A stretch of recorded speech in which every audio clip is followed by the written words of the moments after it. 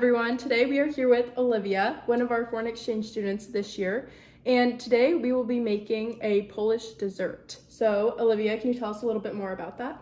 Yeah, we are making Polish donuts and we call them pączki. So basically they're like American donuts but without a hole inside. And we eat them especially on Fat Thursday, which is on the 12th of February this year. And basically every Polish person has like 10 of them on that day. To make pączki, you will need 1.5 cups of warm milk, 2 packs of yeast, a 1/2 cup or 1 stick of butter, 1 teaspoon of salt, 1 tablespoon of vanilla, 1/2 cup sugar, 1 egg, and then 3 egg yolks, and 5 cups of flour. And then for later on, you'll need some oil because we have to do some frying. And then you need something to fill your donuts. So we have like red raspberry and black raspberry preserves, so it's like jam. And then you can also use powdered sugar for coating. That step is kind of like optional, but that is what we will be doing. The first step is to take 1.5 cups of milk and microwave until warm. Then add 2 packets of yeast and stir them in with the milk until the mixture is fully combined. Now add a 1/2 cup of sugar into a mixing bowl. And then cut up 1 stick of butter and add it in with the sugar. Mix the butter and sugar together until fully combined. Now, add 1 tablespoon of vanilla, 1 egg, and then for 3 more eggs, you will need to separate your yolks from your whites and then add only the yolks and mix again. Okay, now we will be putting in the flour and yeast into our mixture that we have in our little bowl. I think we are going to put it in a 1/2 cup at a time, and there's 4.5 cups of flour, so it'll take 9 of them, but we're going to alternate that with the yeast too. And then this is what our yeast looks like right now. We're not sure if it's supposed to look like that, but we're just going to go with it and see how it turns out. Mix the dough and then take it out of the mixing bowl so you can put it into another bowl that you will cover with plastic wrap and let it rise.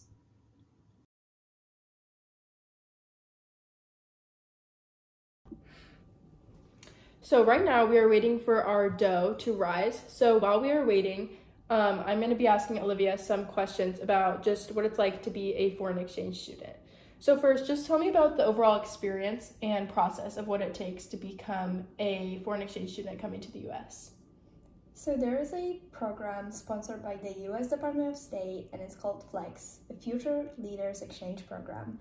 And how it works, there are like thousands of children that want to get in from Poland and other countries in Europe or Asia. And they only choose like 25 people from one country, so it's really competitive. And the first thing that I had to do was write essays, and based on the personal essays, they chose me and other people to get to the next step of the program, of the process. And then we had to meet in person, we had to do an interview, write more essays, and then we had a group assignment to kind of see if we would do well with the people we just met, to see if we would have a lot of problems with like meeting new friends in the US. That sounds like a really long process. How long did all that take? Like, when did you first want to be a foreign exchange student, and then when did you find out you got to be one? So I have applied in August, and then I found out I was coming to the US in February. That's not too bad, honestly. Yeah. Okay, can you talk to me about some of the most significant differences between Poland and the US? So I would say that the traditions are not so different, but how we do school here and in Poland, it's slightly different. Because the school in Poland is really hard. Academically, you have to study a lot to be just passing. So now getting straight A's is a new thing for me. That's definitely something that I do enjoy, and then I'll have to come home and face the reality. And then, because we focus so much on the academics, we don't really do sports. We don't have the football games or any other disciplines. It just never was a thing, and I don't think it actually will be. Okay. So outside of school, we have to commute there by public transportation. So our age for getting the driver's license is 18, not 14. That seemed really crazy to me. And for the other differences, our drinking age is 18 and not 21. Yeah, that's definitely very different. Okay, what is your favorite part of life in the United States? I really enjoy all the after-school activities because we can just meet with other people. I really, really like that part because it's just a huge difference for me. Now I get to meet other people because we have the same interests, and that's really cool. And just going everywhere in your school yellow buses to all of the meets and stuff for speech and cross country that I did, I really like that part. Yeah. Okay, I think it's our last question. What do you miss most about your home in Poland? So this year I would be a senior in Poland and I would be graduating. So all of the major events that happened when you're a senior are kind of happening without me. All of my friends are experiencing it, but I'm not there, so it kind of sucks that I'm just here, and I'm really happy that I get to meet new people and do fun stuff that I wouldn't have the opportunity to do in Poland, but I'm just missing all of the major fun events with my friends. When you go back next year and do your senior year, will you get to do all that stuff next year? I will. I will be a senior in Poland, but without all of my friends. I will have to get to know the grade below me that will become my grade and hopefully my friends. Yeah. Okay, that's all. Thank you. Thanks.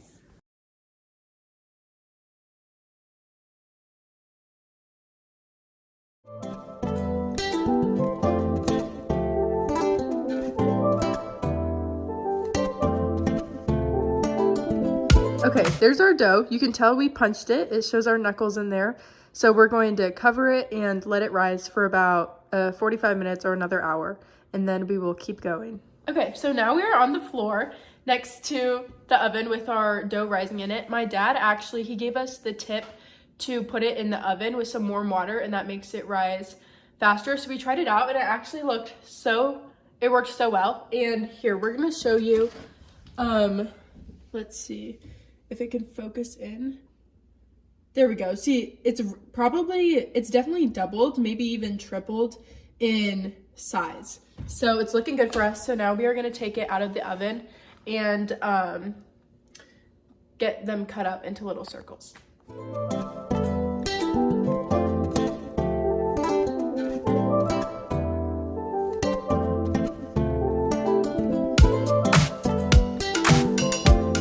Okay, so we are about to start the whole process of frying, and we have kind of like different stations set up. So first, well, we're sitting in front of the oven watching them rise because we have them and they have risen a lot since we first put them in there, so we'll take them out really soon. So over here we have our Dutch oven, and it has the oil in it.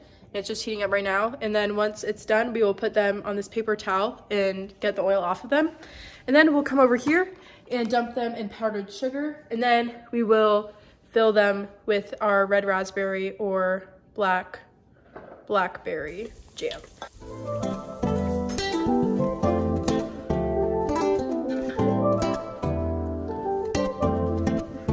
Ready? Yeah. Okay, so we got done. We started this around 10 and it is now 3:18. So it's kind of a whole day process, but these are the final results and we will be doing a taste test. I think both of ours are raspberry filling. No, I think mine's hers blackberry and mine is raspberry. Okay. Okay, ready? Yeah. Cheers. Cheers.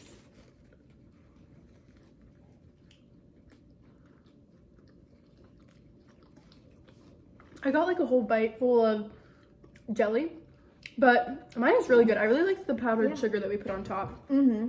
Yeah, what would you rate it out of 10? I think it's 9 out of 10. They're Yeah. really good. Does it taste like the ones in Poland? Mm-hmm. Kind of? Yeah. Pretty good for homemade. I would give mine like an 8. I would say I'm proud of us for frying because neither of us had done anything with frying with oil before. And I had never really dealt with yeast either. So I would say that was our hardest, the most difficult part of making these for sure. And the wait time. Yeah, we probably waited for them for a total of like 3 hours or 2.5 hours. So kind of a long day. Yum. Okay, anything else to add? No? No, I think we're good. Okay. Thank you for watching.